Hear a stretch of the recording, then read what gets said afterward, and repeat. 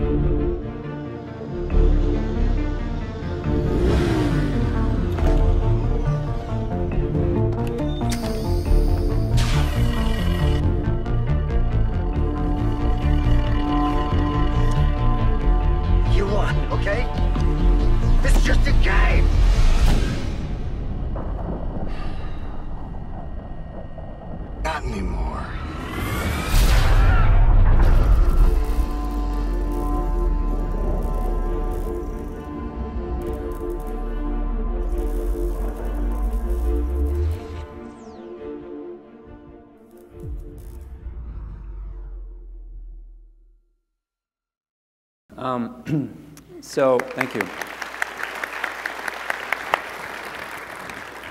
So as Peter mentioned at the beginning, my background is, actually was never an architect. I would never call myself that. I did go to Columbia Architecture School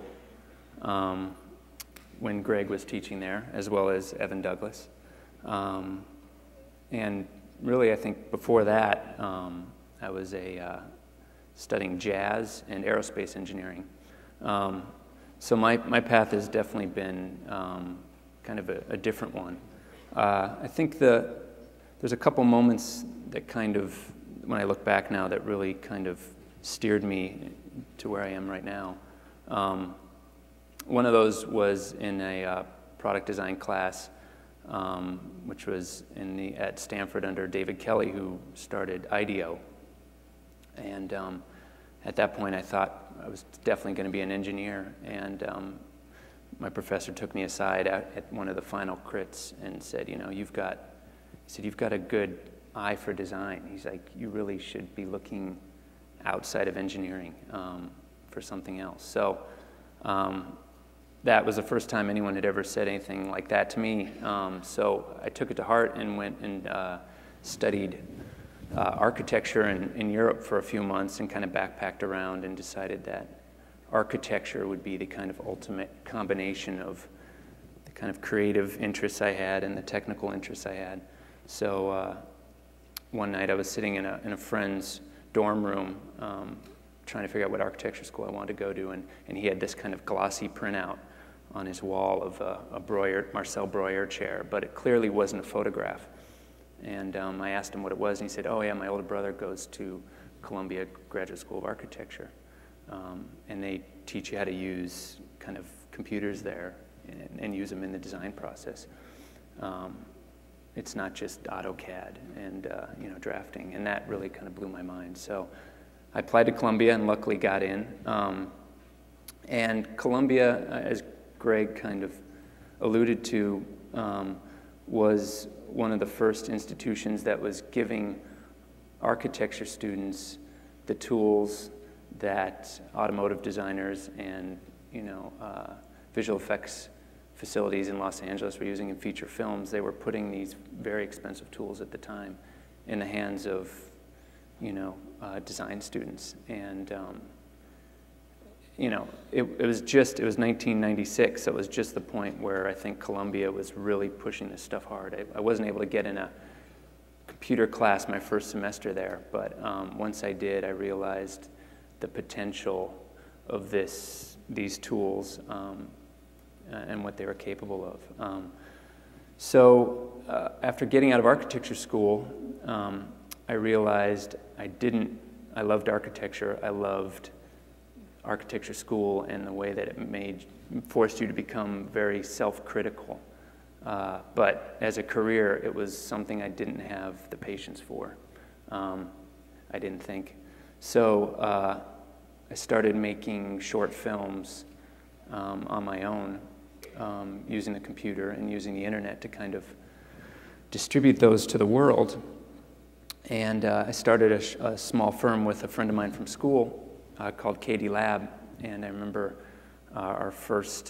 we put up our first website. We had like one project, and we said, we're interested in exploring the blurred boundaries between architecture, film, and graphics. And I think people thought we were fools, being a bit presumptuous to think that architects could be filmmakers. And then on the other end of the spectrum, what a waste of an architecture degree to be doing website design. I think regardless, because we didn't know what we were doing, which you kind of referred to earlier, we just did what we were interested in, what we loved. And I think that's where my interest in the combination, creating a kind of seamless combination of the virtual and the real came forth. And it wasn't really so much a pursuit of photorealism as much as a pursuit of, I think, photosurrealism, which is what's interesting to me. Then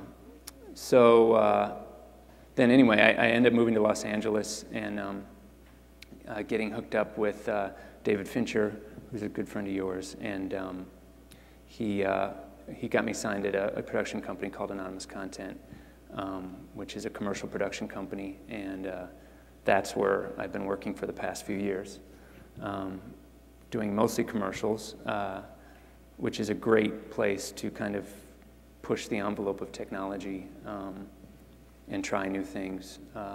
And then my next project, I just finished a new spot for Gears of War 2, which will be coming out in a few weeks.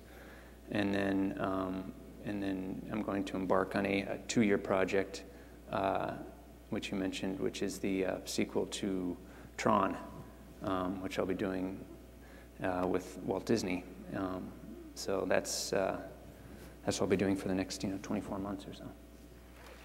You are the man to bring Tron back. Thank you. The culture. It's a kind of a sacred text. So. It is, yes. I feel I'm on sacred ground with that project, so I definitely appreciate the opportunity.